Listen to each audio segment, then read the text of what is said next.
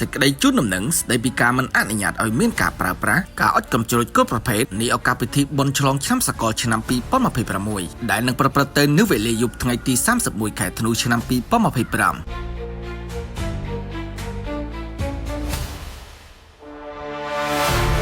យោងតាមសេចក្តីប្រកាសរដ្ឋបាលរាជធានីភ្នំពេញស្តីពីការមិនអនុញ្ញាតឲ្យមានការអុជកំជ្រួចគ្រប់ប្រភេទនៃឱកាសបុណ្យឆ្លងឆ្នាំសកលឆ្នាំ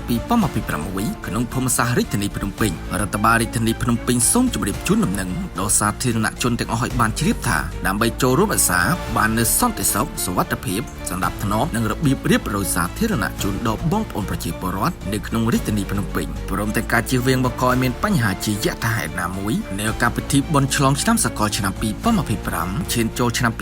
2026ដែលនឹងប្រព្រឹត្តទៅនៅយប់ថ្ងៃទី31ខែធ្នូឆ្នាំ2025នោះរដ្ឋបាលរាជធានីភ្នំពេញមិនអនុញ្ញាតឲ្យមានការអុជកំជ្រួចគ្រប់ប្រភេទនៅក្នុងតំបន់ភូមិសាស្ត្ររាជធានីភ្នំពេញនោះទេអាស្រ័យដោយបានជម្រាបជូនខាងលើរដ្ឋបាលរាជធានីភ្នំពេញសង្ឃឹមជឿជាក់ថាបងប្អូនប្រជាពលរដ្ឋក្រុមហ៊ុនស្ថាប័នឯកជនព្រមទាំងភ្ញៀវជាតិអន្តរជាតិទាំងអស់ចូលរួមអនុវត្តតាមខ្លឹមសារខាងលើទទួលបានសេចក្តីជូនដំណឹងនេះស្នងការនគរបាលរាជធានីភ្នំពេញបញ្ជាការដ្ឋានកងរាជអាវុធហត្ថរាជធានីភ្នំពេញរដ្ឋបាលខណ្ឌទាំង14មន្ទីរជំនាញរដ្ឋបាលរាជធានីភ្នំពេញនិងអាជ្ញាធរពាក់ព័ន្ធគ្រប់លំដាប់ថ្នាក់ត្រូវធ្វើការផ្សព្វផ្សាយឲ្យបានទូលំទូលាយនិងចាត់តាំងអនុវត្តឲ្យមានប្រសិទ្ធភាពខ្ពស់